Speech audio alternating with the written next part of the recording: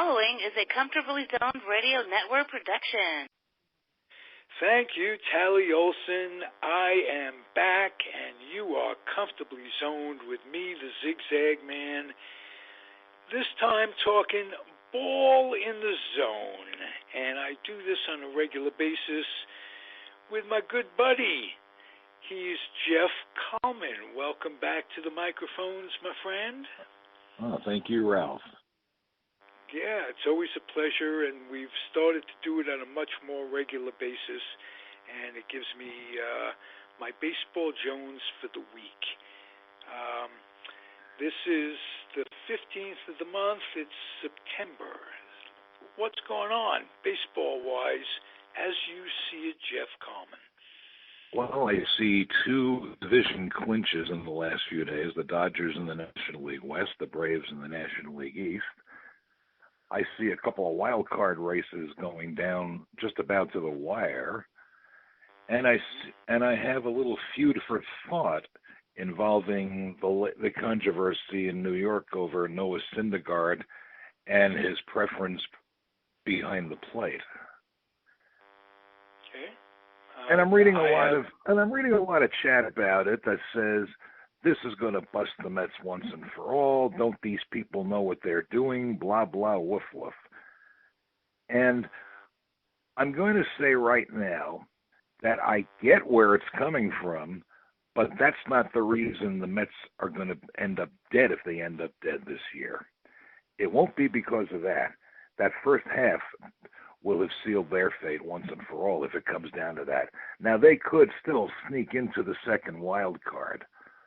It may take some alchemy involving a Cubs and a Brewers collapse to do it, but they could sneak in, and if they do, they should be broiled and basted if they send anyone not named Tomas Nido out to catch either Jacob deGrom or Noah Syndergaard in the wild card game, and you know that one of those two guys is going to get that assignment if they get there.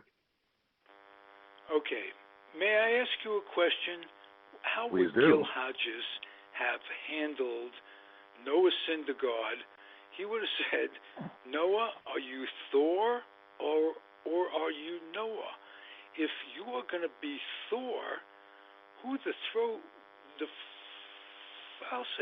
fuck you throw to really doesn't matter.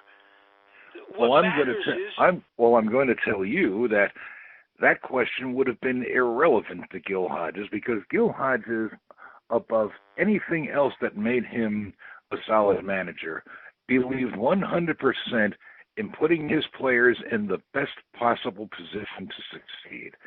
And if it meant putting someone else behind the plate for pitcher X, that's what he would have done. Yeah, he had Jerry Grote as his regular behind the plate, and most of the Mets pitchers that year were comfortable with him. But if he knew, and his eyes and his numbers bore him out, that one of his key pitchers was doing just a little bit better or quite a lot better with someone else behind the plate, that someone else was going to be behind the plate when that pitcher was on the mound. Gil Hodges put his players in positions to succeed. That was one of his number one qualities.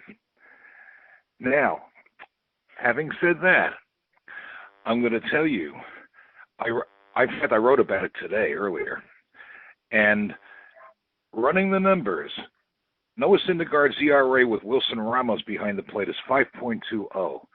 With Tomas Nido behind the plate, it's 2.45. That's a differential of 2.75 lower with Nido behind the plate for him.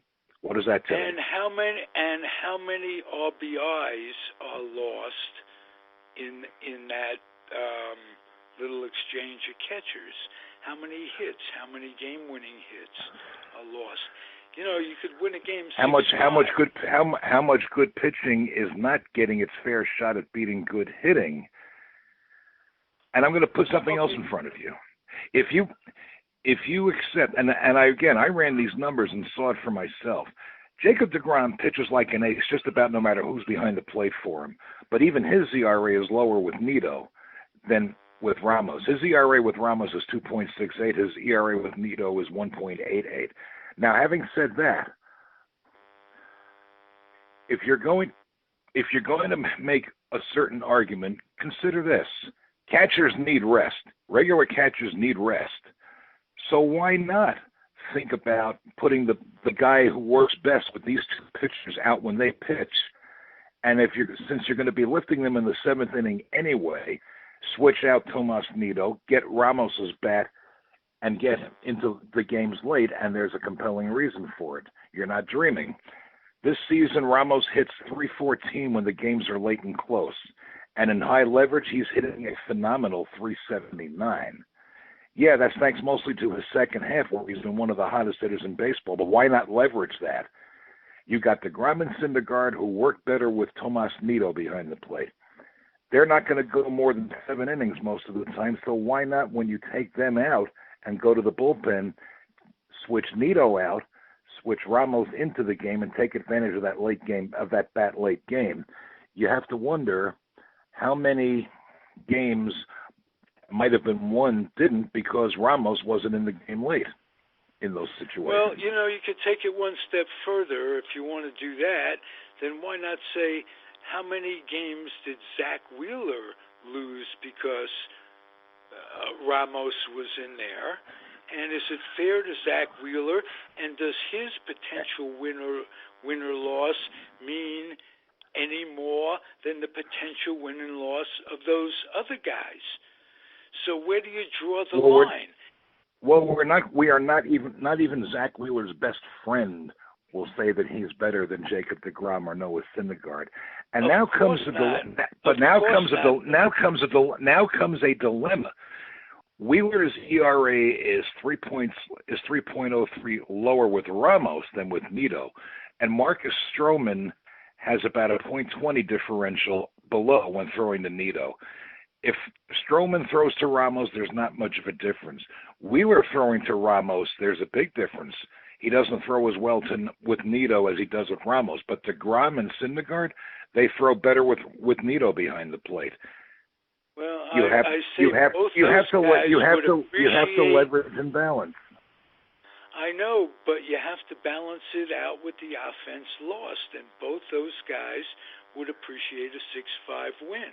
They'd appreciate any win, is my point. And if he takes away some, if you have two pitchers who are lights out, if you have to the run scored and pitching support. Remember, DeGrom has not won as many games as he should have as a Met in his career. And that's certainly not his fault. That's certainly not his fault. But you have to remember the flips. If you take Ramos out to put in Nido, and he gets and he sacrifices a little bit in the RA, how much is he going to glean the benefits of Ramos's hitting in the ninth inning in a tough game? I mean, we're not arguing. When you have two pitchers, there's so much more to it. Plus the continuity of a catcher, of a guy playing, and Nido's. I'm Nido's biggest fan defensively, but offensively, he's come through a number of times this year. But no comparison to Ramos, is my point. Can I get a word in edgewise? Yeah. Take more. It's a podcast station. Oh, okay. I'll take a few sentences. I'll take a few sentences with a cherry with cream on top. Then. All right. The old maxims are two: good hitting beats good pitching, but good pitching beats good hitting. And if you've got DeGrom and Syndergaard on the mound, comfortable with who's working behind the plate, the question of what you're going to lose at the plate becomes moot because these guys are keeping the runs off the board. These guys are keeping the other teams in check. And why would you want your pitcher to be less than full strength in his battery out there on that mound? Why do you want to keep running Wilson Ramos out behind the plate with Noah Syndergaard on the mound when the ERA with that battery is 5.20 and the batting average against Syndergaard with Ramos behind the plate is 258. That's compared to 217 batting average against him when Nito was behind the plate. Okay, let me ask you this from a technical standpoint. What causes that, in your opinion? Is it his game call, pitch calling, or is it could be a number. It could be a combination. It could be a combination of things. Mostly, it could be a combination of the pitch calling and the pitch framing. Nito is known to be a better pitch framer. Ramos they can both handle themselves defensively behind the plate. That's not the problem. One problem is that Nito seems to be doing a better job of getting Syndergaard to be a pitcher and not a thrower. Okay. I noticed that with Nito behind the plate, Syndergaard was going to a lot of his breaking balls a lot more often and getting way better results with them. He's still got the good fastball, but he can't live on it. With Ramos behind the plate, it seemed to me that he had Syndergaard living almost strictly on that fastball with a few breaking balls just to break up the monotony, and I think the results are plain to see. Also, we're talking one plain fact that no catcher is going to overcome. DeGrom is simply the better pitcher, by any definition. Between Syndergaard and between Syndergaard and DeGrom, it's no contest. DeGrom throws like a Cy Young Award caliber pitcher with either guy behind the plate. Syndergaard looks like a Cy Young Award pitcher with Nito behind the plate and like a Sayonara Award pitcher with Ramos behind the plate. That's just the way it is. Okay, now with both of them, does Syndergaard, is his time to the plate less than 15 minutes than with Nito? That's irrelevant. Pardon? That's irrelevant. His time to the plate is not the relevant factor.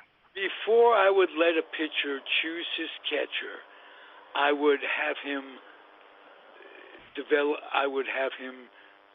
get to a certain point that Syndergaard hasn't gotten to. I don't know how Gil Hodges would have handled Syndergaard. He would have handled Seaver by letting him throw to anybody going. But Syndergaard, give me a break. You got to earn that. When Syndergaard, I disagree. When Syndergaard has a 2.45 ERA throwing to catcher A, but a 5.20 ERA throwing to catcher B, that ought to give a manager a wake-up call. I know, but if you've got a catcher, like I say, when the hitters are hitting 258 off a pitcher with one catcher, but to only 217 off that pitcher with a different catcher, that should have been a wake-up call, and to a smart manager it would have been. Okay. To a Gil Hodges it would have been. The law of large numbers or small numbers. Remember, how many innings have they pitched to each other in other words, how many times has Syndergaard pitched to Nito, for instance? He's pitched to Nito in 10 games and Ramos in 16 games. Okay. DeGrom's thrown to Ramos. DeGrom's thrown to Ramos 19 games and to Nito 11 games. Syndergaard's best stretch of pitching this year was with Nito behind the plate for him. I'll give you something else to think about too. The extra base hits they've given up. With Ramos behind the plate, DeGrom's given up 24 and Syndergaard 32. With Nito behind the plate, DeGrom's given up only 18 extra base hits, and Syndergaard has only given up 20. Okay. Do you suppose Syndergaard's overall problem with his mediocre year has been more so in who he throws to, or more so in how he holds on runners? I don't think holding the runners is quite as much of a problem as it is getting and staying with an intelligent game plan. An intelligent game plan for Syndergaard, and I've seen him pitch often enough this year to be able to verify that, is when he is mixing more breaking balls into his repertoire in a given game. When he goes to more breaking balls, he does better. And this is something that Nito has gone to with him, but Ramos, for whatever reason, has not. I don't know why Ramos would not trust Syndergaard's breaking balls, because Syndergaard has a solid curve ball and a slider that can still be wipeout.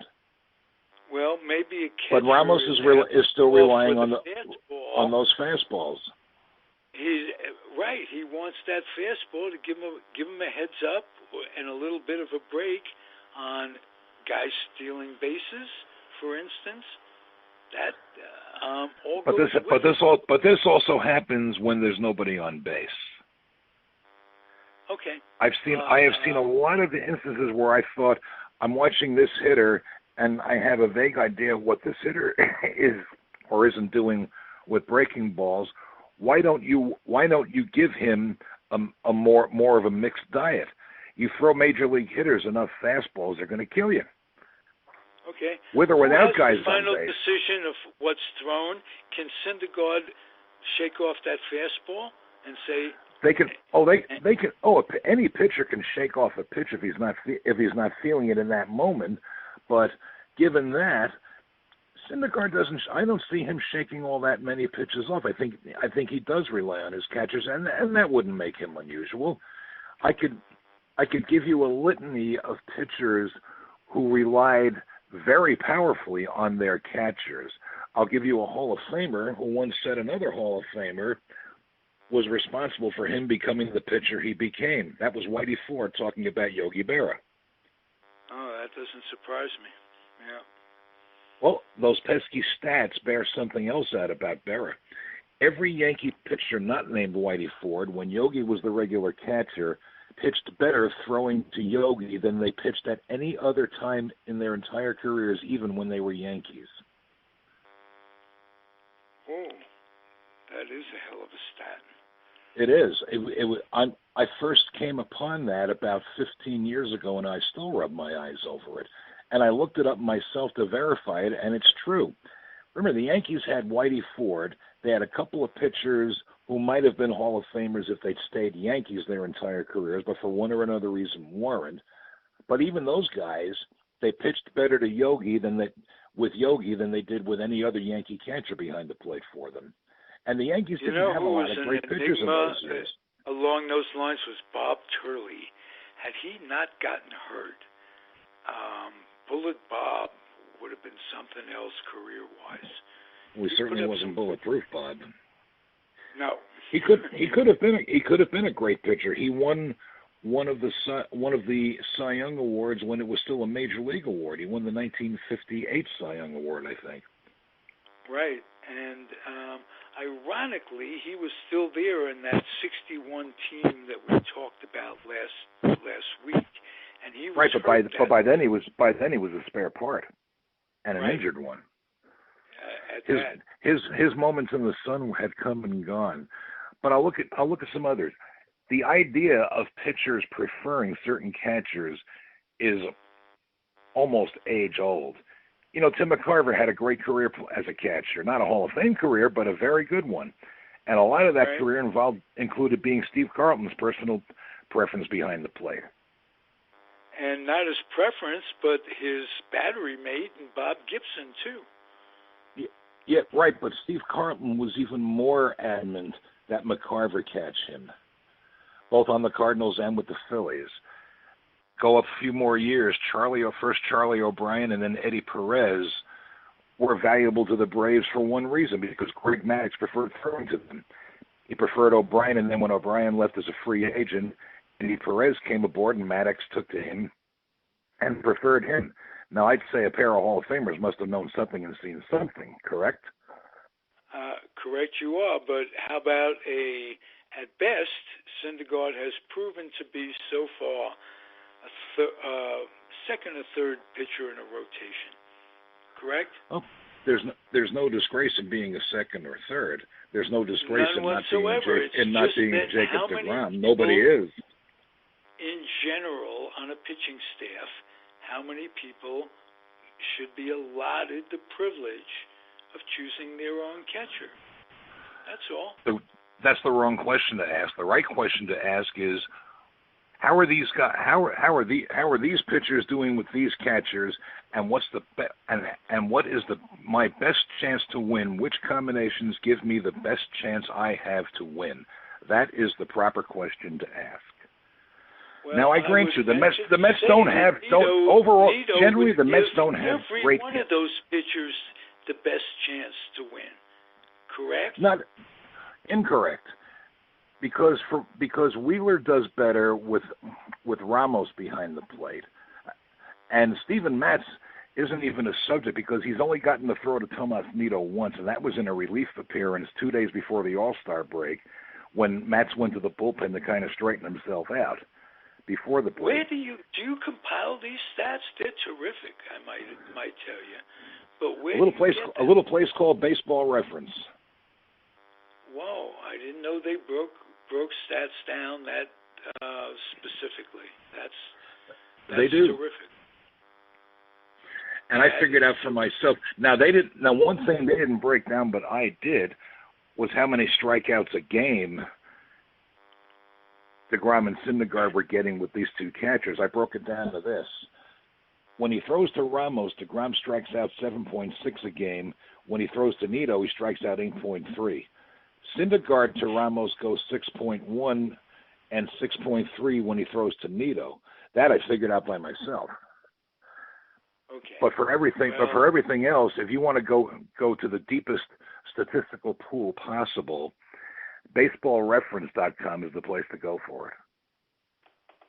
Well, I'm impressed by the interesting stats that you bring up, and they're undeniable. Just that again, you can't pick numbers on Mats because there aren't enough numbers to choose from. And like I said, he only threw to Nido for 2/3 of an inning in one relief appearance, so there's really not a number to pin on with him.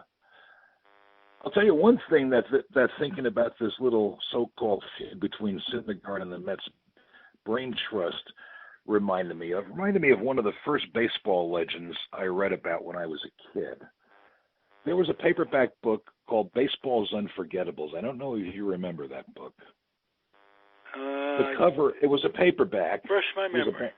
It was a Bantam paperback. The cover had ink paintings of Willie Mays's and Sandy Koufax's heads, and surrounding them were some smaller cartoons, a lot of which illustrated the chapters inside the book. And one of the chapters was about the 1927 feud between Kai Kyler and Donnie Bush on the Pirates. Kyler was an outfielder and Bush was the manager. And they feuded over Bush's idea to move Kyler up in the lineup to the number 2 spot instead of number 3.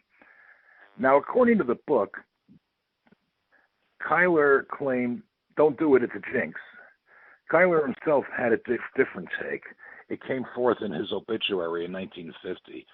His objection to it was that he didn't think his kind of hitter, he was a free swinger, really belonged in the number 2 hole where you need a lot more precise contact hitting. Now, the argument didn't do Kyler any favors with Bush, but where it came to a head had nothing to do with the batting order argument and everything to do with what happened on a possible double play. Kyler was running from first. This is August 6, 1927. Kyler ran from first, and he chose not to slide into second because he thought he had a better chance of obstructing a relay throw, perhaps based on the position the fielder got the ball and was ready to step on the pad and throw, than he would have if he slid. Now, the Pirates went on to lose that game, and Bush didn't buy Kyler's reasoning over that running play. Maybe Bush married that to the batting order argument. In the event, he benched Kyler for the rest of the season, except for one September game, and for the World Series. The legend became that benching Kyler cost the Pirates the World Series, and that legend is bunk. Kyler wasn't the Pirates' best player in 1927. He wasn't even their 10th best player. And after his benching, the Pirates went 34-18 to win the pennant. But the only team on the planet who was going to beat the 1927 Yankees could possibly be the 1998 Yankees, if not this year's Astros. This year's Astros is really great. I mean, they are a very tight, powerful, relentless team. Whether they're playing the also-rans or whether they're playing the contenders. Right. They are an absolute excellent team. This team may be slightly better than their World Series winner. We'll find out soon enough. But my point about that story was that any image that anybody ever had that Donnie Bush benching Kyler for the stretch drive and the World Series in 1927, costing the Pirates the World Series, is bunk. They won the pennant without him, but nobody was going to beat the 1927 Yankees. Great story. I'll bet you think the Astros are the best team in the American League and will be in the World Series. Right now, I think they just might be the American League's best team. This year's Yankees may be giving them a run for their money as far as that goes, but I think, and as of this morning, the Yankees had one more win and the Astros one more loss. So there's still some baseball to play, and we'll find out at season's end how they shook out. But these Astros are an impossibly potent team. I say again, this Astros team may be... Do you feel that way about the Dodgers, too? Do you feel they're that good? They've been that good this year. But they're it's funny how the more things change, the more they stay the same. This generation of Dodger teams is almost the same as the Boys of Summer from the late 40s until 1955. These Dodgers are about to go to their 7th straight postseason, and they haven't pulled out the World Series yet. Those Dodgers went to, like a lot of the postseason every other year practically, and 55 they finally did win a series. Yes. Yeah, just about, and they finally won the series in 55. So this year's Dodgers are going to go into the postseason with a lot of questions and a lot of determination. They cannot be unaware of what everyone has been saying about them, especially approaching their 7th straight postseason. Any team who's unaware of any immediate or deep history that's comparable, I call them a team whose bolts need to be tightened. So they're not unaware of where they are. And they could surprise. They're approaching what Atlanta had going in the 90s and the early aughts. All those division titles and only one World Series ring to show for it. All those division titles, 5 pennants and 1 World Series ring. So yeah, the Dodgers are on a very unique hot seat. The Astros aren't on that hot seat just yet. They're only 2 years removed from their first World Series title. And this team, as I say again, this team may actually be slightly better than their World Series champion, even allowing that they've spent almost as much time on the injured list this year as the Yankees did.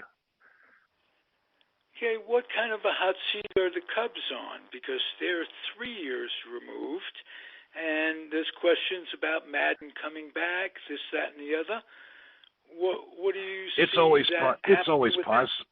It's possible that if they don't make it, Madden's days as the Cubs manager are done. Right now, as of this morning, the Cubs had the 2nd National League wild card, but the Brewers were only a game behind them for it, and the Mets only 3.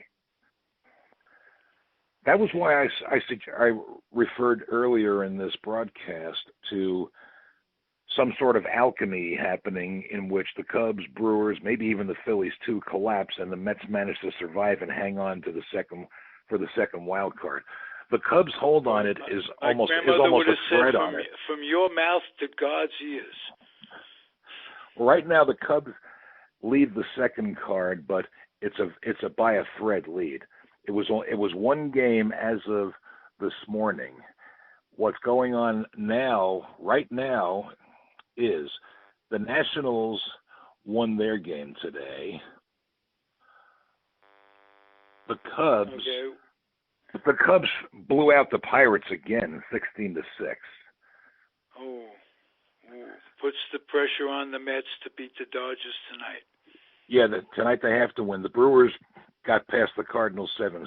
So yes, tonight, Sunday night, this is a kind of must-win for the Mets. Yes. Just to keep the pace. Just to keep the pace. They're 3 behind the Cubs. They're 2 behind the Brewers, and if they want to stay there, they've got to beat the Dodgers tonight. Yeah, but they've amazed us all year that they're even in a position that we're talking about them with any kind of hopes for a championship. They got awful lucky Saturday night. Somehow somebody managed to out-hit even Mickey Callaway's semi-usual strategic miscalculation. Okay. How much of it is the manager just off the top of your head? What? Not just Callaway, but in any year, how much difference does a manager and coaching staff make to a team? 6 games a year, 5 games a year? They can make a lot more difference than that, depending on how they approach individual players, how they approach particular points of defense, how they approach pitching, how they approach the overall climate in the clubhouse, and how they approach immediate in-game needs. Because there come times. Is that more difficult for a manager than it used to be? Because now the general manager seems to be. I know it's true with the Mets. Callaway doesn't really make the decisions as much as Brody does.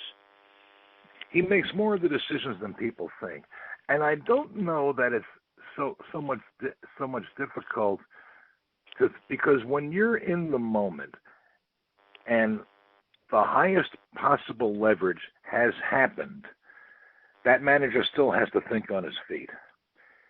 He may have all the data to call upon, but he's got to marry that to thinking on his feet. Last night in New York was a perfect example. After the bottom of the seventh, Wilson Ramos batted and ended the inning. Right then and there, Callaway could have looked ahead and thought to himself, he's got his maybe his best relief pitcher still on the mound, Seth Lugo. He may want to keep this guy around. Now, if he switches Wilson out of the game then, he doesn't have to think about pinch hitting for Lugo because he can double switch, put Lugo in Wilson's batting order spot, and Lugo doesn't show up for 8 more slots.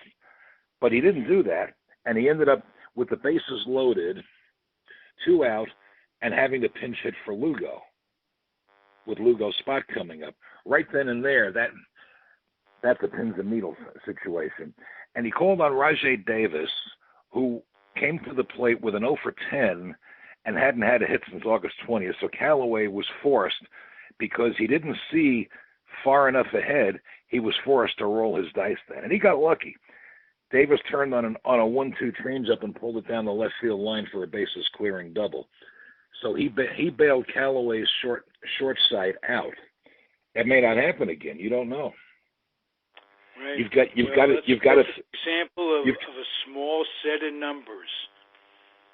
Small sets of numbers can end up compelling big sets of differences, all depending on who is and who is not thinking far enough ahead.